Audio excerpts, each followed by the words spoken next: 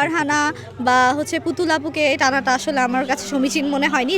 ওয়াজ করা হুজুর, ওনার মুখ দিয়ে যে এরকম নারী সম্পর্কে কুরুচিপূর্ণ মন্তব্য আসবে। নারীরা মায়ের জাত, তাদেরকে নিয়ে বডি শেমিংটা করাটা ঠিক হয়নি। এভাবে বলতে পারতো যে আসলে করাপ্টেড নেতাদের এই অবস্থা। এই ধরনের মন্তব্য আমার মনে হয় যে তার জায়গা থেকে আসলে করাটা দৃষ্টিকটু লেগেছে আমার কাছে।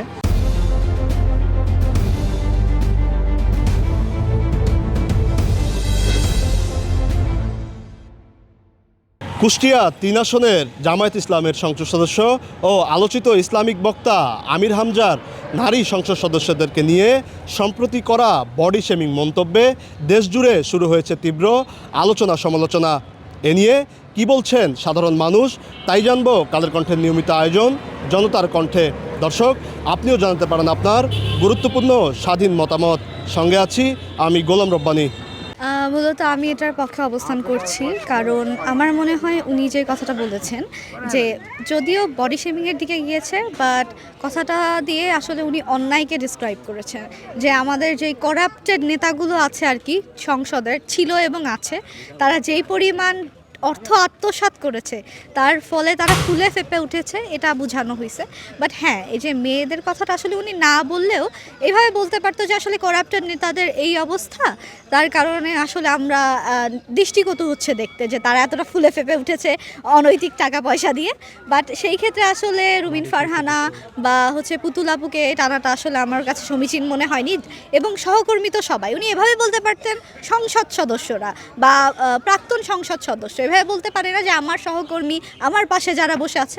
এভাবে আসলে পয়েন্ট আউট করাটা ঠিক হয়নি। এবং এখন বর্তমানে যে একজন সংসদ সদস্য, তার কথাটা আসলে আরেকটু ব্যালেন্সে আনাটা আমাদের মনে হয় যে উচিত ছিল।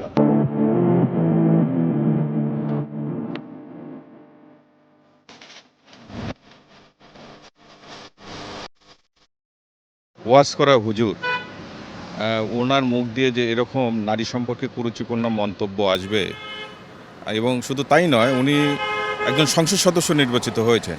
উনি কিন্তু জাতীয় সংসদের একজন সদস্য, উনি একজন আইন প্রণেতা এখন বটে।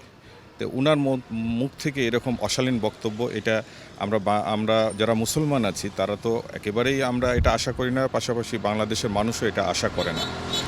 আর আমি আশ্চর্য হয়ে যাই যে আমির হামজার মতো একজন মানুষকে কুষ্টিয়াবাসী কি করে তাকে ভোট দিয়ে তাকে জাতীয় সংসদে প্রেরণ করেছেন। নারীরা মায়ের জাত, তাদেরকে নিয়ে বডি শেমিংটা করাটা ঠিক হয়নি।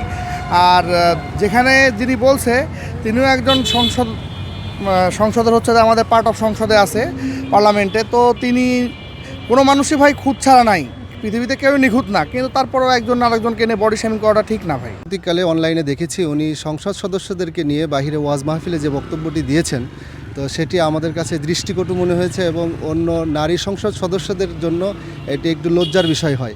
আসলে আমির হামজা একজন জনপ্রিয় বক্তা এবং ওনার এই জনপ্রিয়তা সবাই আসলে ওনার বক্তব্য পছন্দ করেন। তবে এই ধরনের মন্তব্য আমার মনে হয় যে তার জায়গা থেকে আসলে করাটা দৃষ্টিকটু লেগেছে আমার কাছে।